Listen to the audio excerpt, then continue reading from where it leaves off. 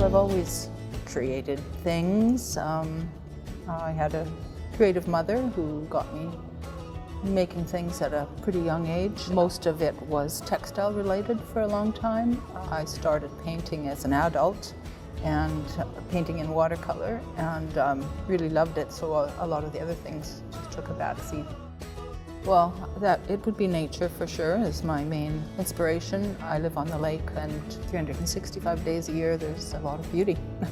And I guess my art is a way of sharing that with people and reliving the things that have moved me myself. The process usually starts with sketches and often photographs. I take a lot of photographs and I'm out and about. My pieces are usually a composite kind of the photographs because they never really are quite adequate to, the image that I have in my mind.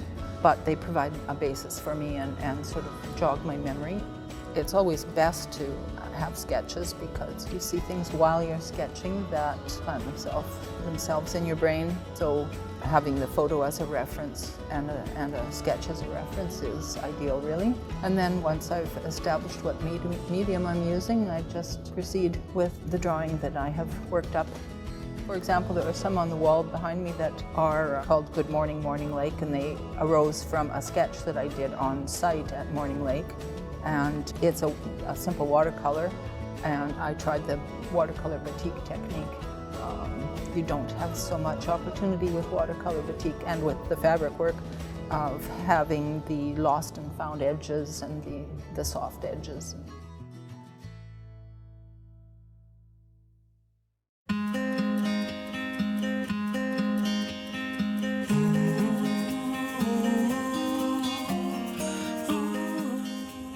Well, watercolor starts with, generally, a white piece of paper, and the medium really is the water. It floats the color around on the page, and the paper sort of shines through the translucent watercolors. And you work always from light to dark, so it's quite different than acrylic or oil where you could dab on those white highlights when you're done. You have to plan for those at the beginning with watercolor. Sort of an opposite kind of process in a way. And I'm not speaking from experience because I don't do oil or acrylic, but that's my understanding of how it works.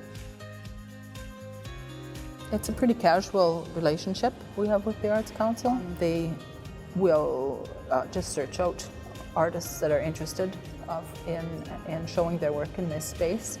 It's kind of an underappreciated gallery space because a lot of people don't really know about it, and we have to sort of revitalize that awareness of this space now that COVID is over, because for a while the building was closed and nothing was happening here. So it's a bit of a project to get people walking through here again, but the building is open. It's a public building, it's a provincial office building, and it's open to the public, and it would be nice to see a little more traffic.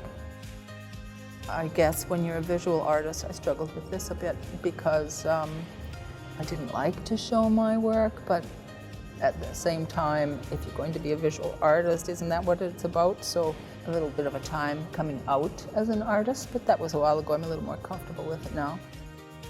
Yeah, it's very gratifying to have people come in and compliment you on your work, and you just feel like, in a way, you do it for yourself, but it doesn't hurt to have people who appreciate it as well on the outside. So I very much appreciate the opportunity to show my work here. It's always been a part of my life, although it wasn't something I had a lot of time for in earlier years. So now I'm able to indulge myself in something I really enjoy. And as I mentioned before, it's just a way for me to share the things that I'm passionate about and to share things that have moved me and that I would like to see other people have the opportunity to appreciate.